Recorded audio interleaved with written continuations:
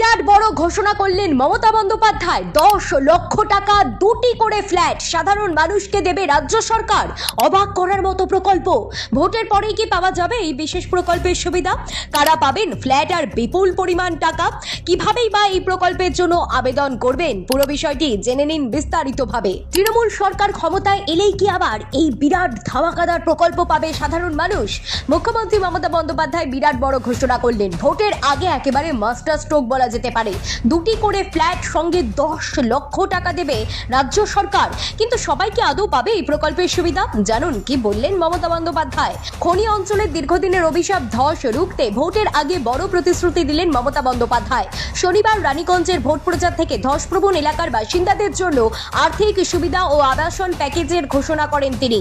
স্পষ্ট জানিয়ে দিলেন, ঝুঁকিপূর্ণ এলাকা ছেড়ে নিরাপদ আশ্রয়ে সরে এলে প্রত্যেক পরিবারকে দেওয়া হবে 10 লক্ষ টাকা এবং মাথা গোঁজার ঠাঁই হিসেবে মিলবে 2টি করে ফ্ল্যাট। এমনকি ঘর বদলানোর সমস্ত খরচ বহন করবে রাজ্য সরকার। এদিন জনসভা থেকে মুখ্যমন্ত্রী বলেন, মানুষের জীবনের চেয়ে মূল্যবান আর কিচ্ছু হতে পারে না। আমরা চাই না কেউ বিপদের মুখে পড়ুন। তিনি আরও জানিয়েছেন, ইতিমধ্যেই সরকারের তরফে 2000টি ফ্ল্যাট তৈরি করা হয়েছে এবং আগামী দিনে আরও 4000 ফ্ল্যাট নির্মাণের পরিকল্পনা রয়েছে।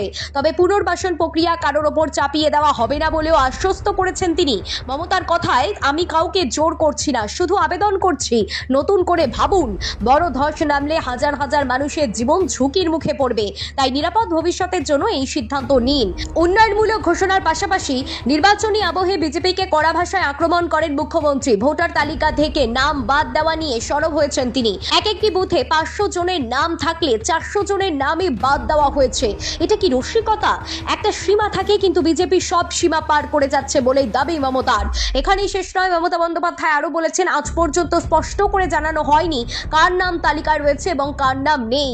এসআইআর নিয়ে রাজ্যে সত্যিই এখনো পর্যন্ত চিন্তায় রয়েছে সাধারণ মানুষ। বিজেপির বিরুদ্ধে অভিযোগ করে মমতা বন্দ্যোপাধ্যায় বলেন, দেশে যেন একটাই নিয়ম চলছে, শুধু বিজেপি সবকিছু ভোগ করবে, অন্য কেউ না। নোটবন্দির সময় সাধারণ মানুষকে দীর্ঘ লাইনে দাঁড়াতে হয়েছিল।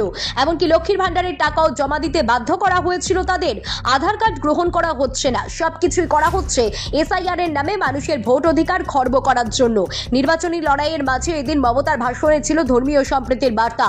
রামনবমী থেকে ঈদ, দুর্গাপুজো এবং বড়দিন সব উৎসবই বাংলার মানুষ একসঙ্গে পালন করে বলেই মনে করিয়ে দেন তিনি। রাজনৈতিক দর্শনের উপমা টেনে মুখ্যমন্ত্রী বলেন, একটা আঙুল দিয়ে কখনো মুঠো হয় না। সব ধর্ম, সব সম্প্রদায়কে নিয়েই সমাজে চলতে হবে, এগিয়ে যেতে হবে। সব মিলিয়ে মুখ্যমন্ত্রীর মুখে রানীগঞ্জের সভা থেকে বড় বার্তা, যা শুনেই একেবারে খুশি সাধারণ মানুষ। ধসপ্রবণ খনি এলাকায় মানুষের নিরাপত্তাকে সামনে রেখে 10 লক্ষ টাকার 2টি করে ফ্ল্যাট দেওয়ার ঘোষণা যেন রাজনৈতিক মহলে চর্চা বাড়িয়েছে, তেমনি সাধারণ মানুষের মধ্যেও তৈরি হয়েছে প্রত্যাশা। Bureau report, talk to time.